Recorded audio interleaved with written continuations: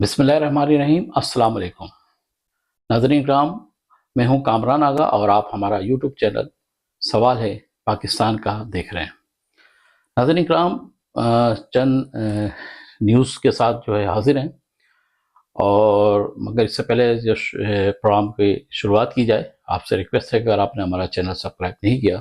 تو پلیز اسے سبسکرائب کر لیں اور بیل آئیکن کے بٹن کو بھی پریس کر لیں۔ بہت شکریہ۔ ناظرین کرام، جیسا کہ آج آپ کو معلوم ہے کہ آج ایک بھارت کو پھر ایک شرمندگی اٹھانی پڑی، بڑی بڑی ڈینگیں مارنے والا ملک، اور جب پاکستان نے ان کو جب سبق سکھایا تو آئیں بائیں شائع کرتے ہیں۔ ان کی میڈیا فالتو باتوں کے علاوہ کوئی بات ہی نہیں ان کے پاس۔ دبئی میں ایئر شو ہو رہا تھا، اس سے پہلے ایک دن پہلے جو ہے ان کے بھارتی جو طیارہ بڑا فخر کے ساتھ اپنے طیارے لے کے آئے تھے کہ یہ جو ہے نا بڑا قابل طیارہ ہے اور یہ اس کا مقابلہ کرے گا، اس کا مقابلہ کرے گا۔ رافیل کا تو دنیا نے اس کا حشر دیکھ لیا کہ رافیل کے ساتھ پاکستان نے کیا کیا۔ اب ناظرین کرام، جو ایئر شو تھا اس میں دوران پرواز جب یہ کرتب دکھا رہے تھے تو بھارتی طیارہ گر کر تباہ ہو گیا اور ان کا جو پائلٹ تھا وہ جاں بحق ہو گیا۔ تو بھارت جو بڑی بڑی ڈنگیں مارتا ہے، اس کی میڈیا میں تو ایسا ہوتا ہے کہ میڈیا اگر ان کی آپ دیکھ لیں تو ایسا پوری دنیا کو یہ فتح کر لیتے ہیں اپنے اسٹوڈیو میں بیٹھ کے۔ تو ڈینگے اور بھڑکنے مارنے سے کچھ نہیں ہوتا، عملی طور پہ قدم اٹھانا پڑتا ہے، عملی طور پہ دکھانا پڑتا ہے کہ آپ کے اندر کتنی صلاحیت ہے۔ آپ کی یہ صلاحیت ہے کہ ایک شو کے دوران جو ایسی نمائشی شو ہوتے ہیں اس پہ تو بہترین قسم کے طیارے ہوتے ہیں۔ ایک دن پہلے آپ کا طیارہ لیکیج ہوا، پیٹرول فیول آپ کا لیک ہوا، آپ نے شو پر پتہ نہیں کس ان چیزوں سے اس کو جو نا پیک کیا، اس کے باوجود آپ کو بجائے اس کے کہ اس سے آپ ہٹ جاتے، آپ جو ہے نا اپنا طیارہ دوبارہ ایئر شو میں رکھا آپ نے، اور نتیجہ یہ نکلا کہ وہ گر کر تباہ ہو گیا۔ بہرحال افسوسناک واقعہ، مگر یہ کہ بھارت کے حوالے سے تو ایک ہم پاکستانیوں کے لیے فنی ہے۔ ناظرین کرام، دوسری طرف پاکستان پیپل اور ایم کیو ایم پاکستان، ان کے درمیان جو جملہ بازی کا جو روایتی انداز ہے وہ دوبارہ شروع ہو چکا ہے۔ پیپلز پارٹی کے مختلف رہنماؤں کی جانب سے ایم کیو ایم پاکستان کے جو رہنماؤں کی پریس کانفرنس ہوئی، اس سے پہلے مصطفیٰ کمال صاحب کی جو پریس کانفرنس ہوئی، اس کے حوالے سے جو پیپلز پارٹی کے اہم رہنما ہیں ان کی جو ہے جملہ بیانی شروع ہو چکی ہے دونوں طرف سے۔ تو بلدیاتی نظام کو، میئر کو جو ہے طاقتور دیکھنا چاہتے ہیں، بلدیاتی نظام کو فعال کرنا چاہتے ہیں، بلدیاتی نظام پہ کسی قسم کی جبر اور گرفت جو ہے وہ نہیں ہونی چاہیے، اور جو عوام پہ ڈیلیور ہونے والی جو چیز ہے وہ ہونی چاہیے۔ اور اس کے علاوہ جو صوبے کی بات تھی، جو وفاق کی طرف سے جو 27ویں آئینی ترمیم ہوئی ہے، اس میں جو صوبے کی بات ہو رہی ہے، اس کے حوالے سے بھی ایم کیو ایم پاکستان کا بڑا واضح موقف سامنے آ گیا ہے۔ اور مزے کی بات یہ ہے کہ ایم کیو ایم کے تینوں ڈھرے جو ہیں، جس میں M Q M Haqiqi, M Q M Pakistan اور M Q M London, Altaf Hussain صاحب کا بھی جو نظریہ ہے وہ صوبے کے حوالے سے بالکل واضح ہے۔ اور ان کی ابھی جو 2 دن پہلے الطاف حسین کی جو ویڈیو آئی تھی سامنے، انہوں نے کہا تھا کہ سندھ کی تقسیم کا تو جو بات کی تھی وہ پیپلز پارٹی کے جو رہنما ہیں انہوں نے کی تھی۔ اور اب اس پیچ پہ جو ہے جو ایم کیو ایم کے تینوں ڈھریں جو ہیں ان کی جو ہے نا ایک ہی پیچ پہ آ کے کھڑے ہو گئے ہیں، جس کی وجہ سے شاید دوسرے جو جماعت ہیں ان کو بڑی مشکلات کا سامنا کرنا پڑ رہا ہے کہ آیا اگر متحدہ کے تینوں ڈھرے اگر ایک ہی اس پہ قائم ہو جاتے ہیں، ایک ہی بات پہ، تو یقیناً ان کی آوازوں میں بہت زیادہ گرفت ہوگی اور عوام کی آواز بن جائیں گے اور اس میں طاقت بھی ہوگی۔ تو اس حوالے سے دونوں طرف سے جو یہ بیان بازی کا سلسلہ ہے وہ شروع ہو چکا ہے اور ایک دوسرے کے خلاف جو ہے نا باتیں کی جا رہی ہیں۔ ابھی گزشتہ روز جو وزیر اطلاعات ہیں شرجیل انعام محمد صاحب، انہوں نے یہاں تک کہہ دیا کہ دوبارہ ایک ہی روایتی جملہ جو ہے وہ کہا جاتا ہے ایم کیو ایم پاکستان کے لیے کہ وہ M Q M London Altaf Hussain صاحب کی جو ہے وہ زبان بول رہے ہیں۔ اگر شہری کے مسائل حل ہوں، اگر عام آدمی کے مسائل حل ہوں، تو سیاسی جماعتوں کو بھی ایک نقطے پہ آنا چاہیے عوام کی خاطر۔ سیاسی جماعتوں نے بدقسمتی سے کراچی اور سندھ میں سوائے اپنے بینک بیلنس، اپنی فیملی، اپنی جائیداد بنانے کے علاوہ کچھ نہیں کیا، عوام کو کچھ ڈیلیور نہیں کیا۔ عوام آج بھی ذلت اور ذلیل و خوار ہو رہے ہیں، سڑکوں پہ ہیں، دیگر جگہوں پہ ہیں، اداروں میں جاتے ہیں وہاں کام نہیں ہوتا۔ آپ کو پتہ ہے یہ کیا صورتحال ہے اس شہر کی، اس صوبے کی، بہت برا صورتحال ہے۔ اس پہ ای چلان کا ایک وہ ڈالا گیا ہے، اور بار بار یہ کہا جا رہا ہے محترم ڈی آئی جی ٹریفک صاحب کی طرف سے، اب وہ ایک انہوں نے ایک اور بیان دے دیا ہے کہ خواتین جو پیچھے بیٹھے ہیں یا جو بھی بندہ پیچھے بیٹھے گا وہ بھی ہیلمٹ پہنے گا۔ مرد کو تو سمجھ میں آتا ہے، خواتین، ہمارے ہاں تو ایسا کلچر نہیں ہے کہ پینٹس اور شرٹس میں پہنے اور خواتین جو ہے نا مردوں کی طرح بیٹھ جائے اور ہیلمٹ لگا لے۔ تو ڈی آئی جی صاحب کو طرح یہ تھوڑا سا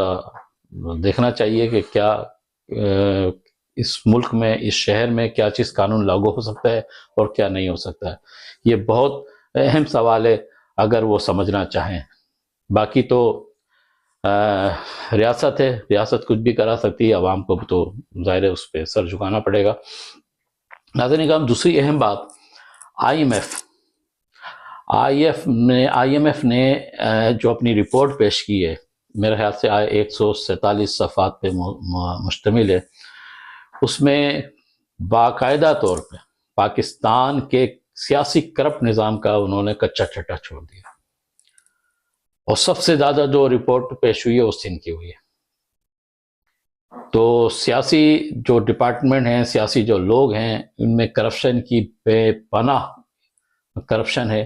اور اس کی حوالے سے آئی ایم ایف رپورٹ دے رہا ہے۔ آئی ایم ایف کو تو یہ آنکھیں نہیں دکھا سکتے، نہ اس کو اغوا کر سکتے ہیں، نہ اس کو ایف آئی آر کٹوا سکتے ہیں، نہ کچھ کر سکتے ہیں، کیونکہ وہ تو مائی باپ ہے بھائی، پیسہ دے رہا، وہ اس کے خلاف تو کچھ نہیں کی جا سکتی۔ تو اس کے لیے کوئی بیان بازی نہیں ہوئی، خاموشی چھائی ہوئی ہے، مگر آئی ایم ایف کی رپورٹ ریکارڈ کا حصہ ہے، اور دنیا میں پاکستان کی بدنامی کا باعث بنا ہوا ہے یہ رپورٹ۔ مگر ہمارے حکمران کو کچھ کوئی پرواہ نہیں ہے، چلتا ہے، چلنے دو، بول بول کے خاموش ہو جائیں گے، جس سے عوام خاموش ہو جاتی ہے، بول بول کے عوام بالکل ہی جو ہے نا، عوام کو اتنا دبا دیا جاتا ہے کہ اس کے حالت سے جو ہے نا آواز ہی نہیں نکلتی، اور انہوں نے جو کام کرنا ہے۔ تو آئی ایم ایف کی رپورٹ جو ہے وہ کرپشن کے حوالے سے آ چکی ہے، اس سے پہلے بھی آئی ہے، مگر اس پہ کوئی وہ نہیں ہوئی۔ مہنگائی عروج پر ہے، عوام تک کوئی سہولت دی نہیں جاتی، بلکہ جو دی ہوئی ہے وہ بھی چھین لی جاتی ہے۔ ارے تم کو اتنا ریلیف ملا ہے، تیرے سکون سے سو رہے ہو، لے آؤ بھائی اس کو بھی۔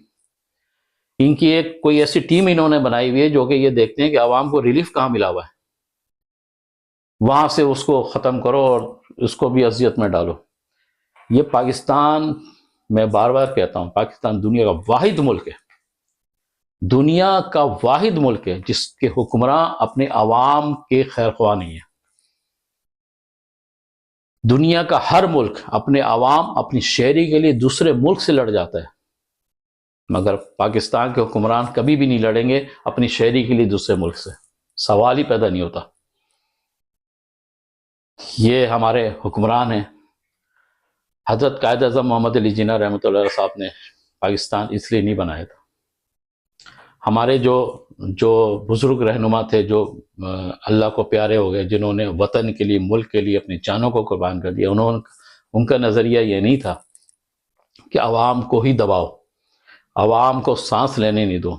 ادویات مہنگی، خورد و نوش مہنگا، چاول مہنگا، دال مہنگی، مسالہ جات مہنگا، آپ نے چھوڑا کیا سر؟ بجلی دنیا کی مہنگی ترین بجلی ہم استعمال کر رہے ہیں، گیس، سوئی گیس، اس پہ بھی آپ نے پتہ نہیں کیا کیا کتنے ٹیکس لگا کے آپ نے وہ بھی عذاب بنا دیا زندگی۔ اپنے عوام کو کیا ریلیف دیا ہے صرف یہ بتا دیں آپ مجھے، اور اگر کوئی بتائے گا تو وہ پرسنل میں بتائے گا، وہ مطلب کھلے عام نہیں بتائے گا، ورنہ یہ ان کی جو ٹیم سن لے گی تو اس پہ بھی شاید پابندی لگ جائے اور اس کو بھی ختم کر دیا جائے اگر عوام کو کچھ ریلیف مل رہا ہے تو یہ تو صورتحال ہے ہمارے اس سسٹم کا، سیاسی سسٹم کا۔ 7ویں آئینی جو ترمیم ہے، یہ جو جج صاحبان کے استعفے آ رہے ہیں، یہ کیوں آ رہے ہیں؟ آئی ایم ایف کی یہ رپورٹ بھی ہے کہ فین ڈیش ڈیش ڈیش ادھر بھی کرپشن ہے. تو بہرحال آئینی ترمیم جو ہوئی ہے اور جو یہ اسٹیبلشمنٹ ہماری جو ہے اس نے جو یہ کام کیا ہے، اور تو میں سمجھتا ہوں کہ یہ صحیح کام ہے اور ہر اداروں کو اس میں آنا چاہیے، مگر کچھ چیزیں اس میں غلط بھی ہیں، جس میں جو ہے صدر مملکت صاحب کو جو استثنا دینے کی بات ہوئی ہے، یہ تو حضرت عمر فاروق رضی اللہ تعالیٰ عنہ کا قانون کو بھی جو ہے نا آپ بھولنے کی کوشش کر رہے ہیں. اسلام میں تو ایسے ہی نہیں. اگر ہم اسلامی جمہوریہ پاکستان کہتے ہیں اور کلمہ کے نام پہ یہ ملک بنا ہے، تو شاید یہ شک میرے خیال سے نہیں ہونی چاہیے. علماء اکرام زیادہ بہتر بتائیں گے، جو مستند علماء ہیں، اور علماء اکرام کا یہ بیان بھی آ چکا ہے. دیکھتے ہیں کہ آنے والا جو وقت ہے وہ کون سی کروٹ بدلتا ہے، اور ہمارے جو حافظ عاصم منیر صاحب ہیں وہ کون سے اقدامات کو اٹھائیں گے اور کیا کریں گے. ایک دیکھنا یہ ہے کہ شاید آئی ایم ایف کی اس رپورٹ پہ کوئی مخلوق خدا، کوئی خوف خدا رکھنے والا حکمران یا منصب پہ فائد افراد اس پہ نوٹس لے اور اس کرپشن کی شرح کو جو ہے کم کرنے کی کوشش کرے،